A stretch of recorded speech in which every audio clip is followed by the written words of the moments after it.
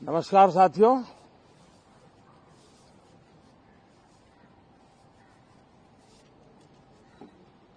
कल राष्ट्रपति जी का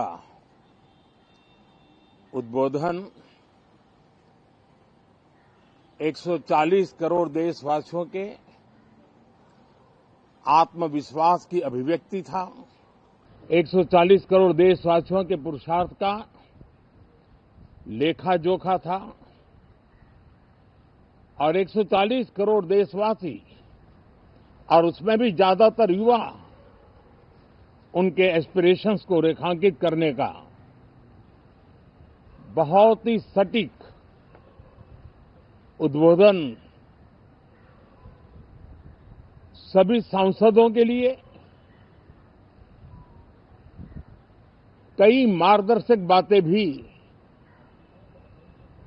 कल आदरणीय राष्ट्रपति जी ने सदन में सबके सामने रखी है। सत्र के प्रारंभ में ही और 2026 के प्रारंभ में ही आदरणीय राष्ट्रपति जी ने सांसदों से जो अपेक्षाएं व्यक्त की हैं, उन्होंने बहुत ही सरल शब्दों में राष्ट्र के मुखिया के रूप में जो भावनाएं व्यक्त की हैं, मुझे पूरा विश्वास है कि सभी माननीय सांसदों ने उसको गंभीरता से लिया ही होगा और ये सत्र अपने आप में बहुत ही महत्वपूर्ण सत्र होता है। ये बजट सत्र है। 21वीं सदी का एक चौथाई हिस्सा बीत चुका है। ये दूसरे चौथाई का प्रारंभ हो रहा है और 2047 विकसित भारत के लक्ष्य को प्राप्त करने के लिए ये महत्वपूर्ण 25 वर्ष का दौर आरंभ हो रहा है और ये दूसरे क्वार्टर का, इस शताब्दी की दूसरे क्वार्टर का ये पहला बजट आ रहा है और वित्त मंत्री निर्मला जी देश की पहली वित्त मंत्री ऐसी है,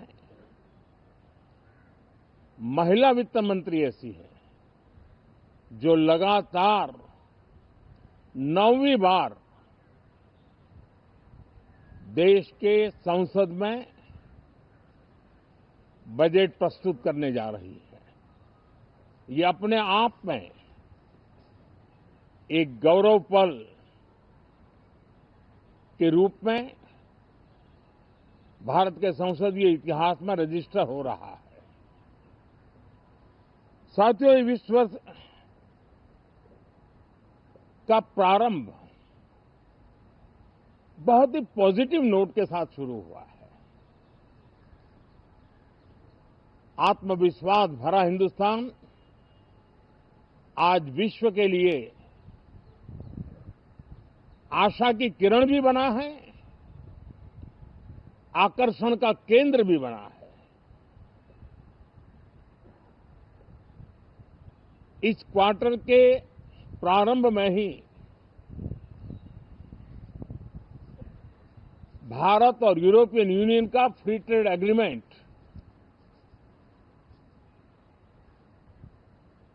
आने वाली दिशाएं कितनी उज्जवल है, भारत के युवाओं का भविष्य कितना उज्जवल है, उसकी एक झलक है।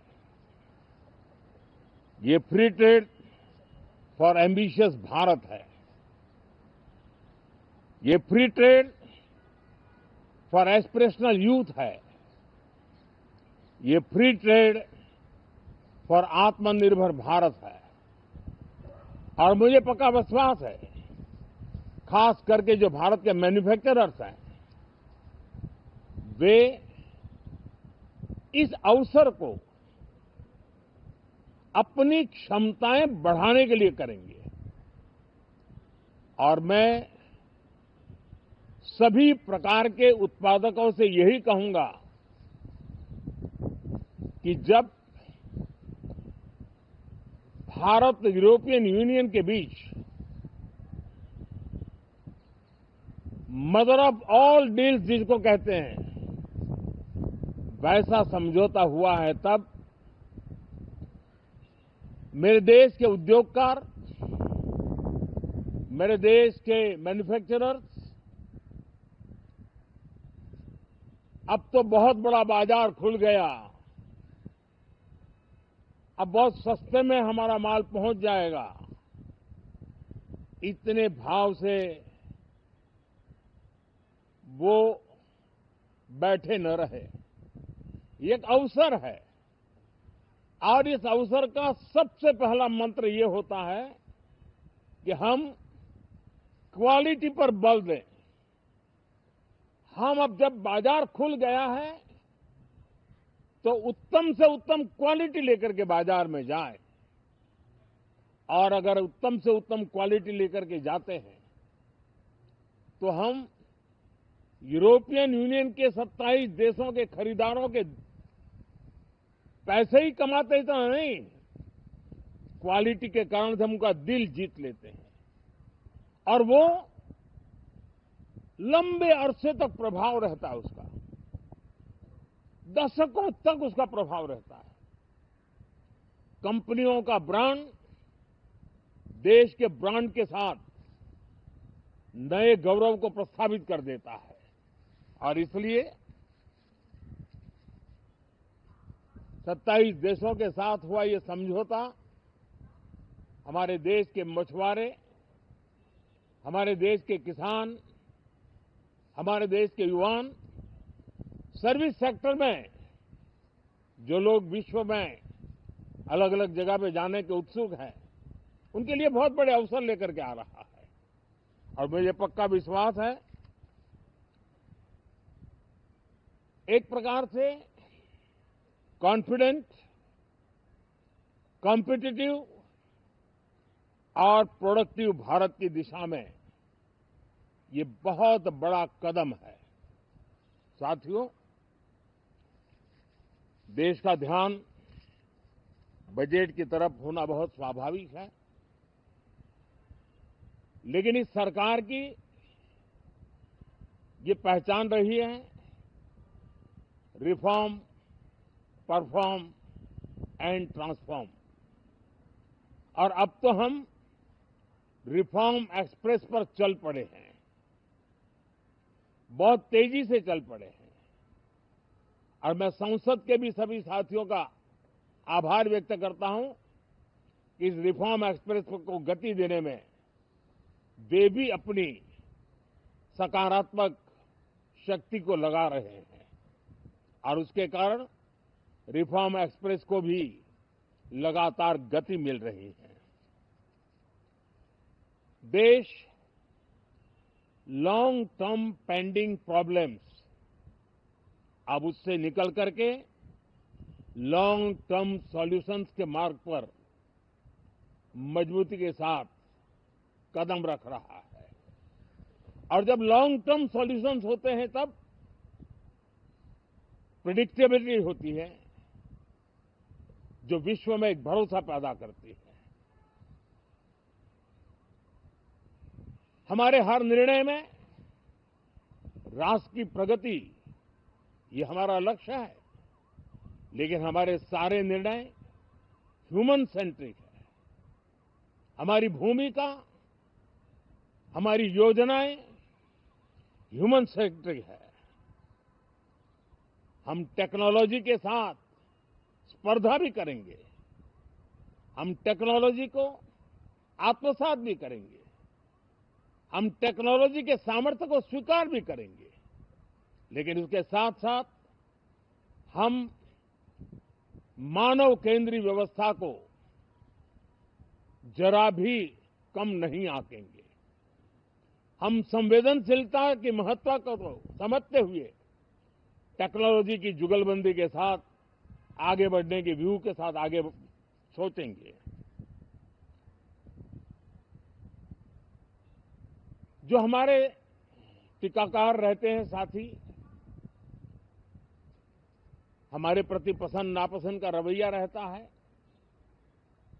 और लोकतंत्र में बहुत स्वाभाविक है। लेकिन एक बात हर कोई कहता है कि सरकार ने लास्ट माइल डिलीवरी पर बल दिया है। योजना फाइलों तक नहीं, लाइव तक पहुंचाने का प्रयास रहता है और यही हमारी जो परंपरा है उसको हम आने वाले दिनों में रिफॉर्म एक्सप्रेस में नेक्स्ट जनरेशन रिफॉर्म के साथ आगे बढ़ाने हैं।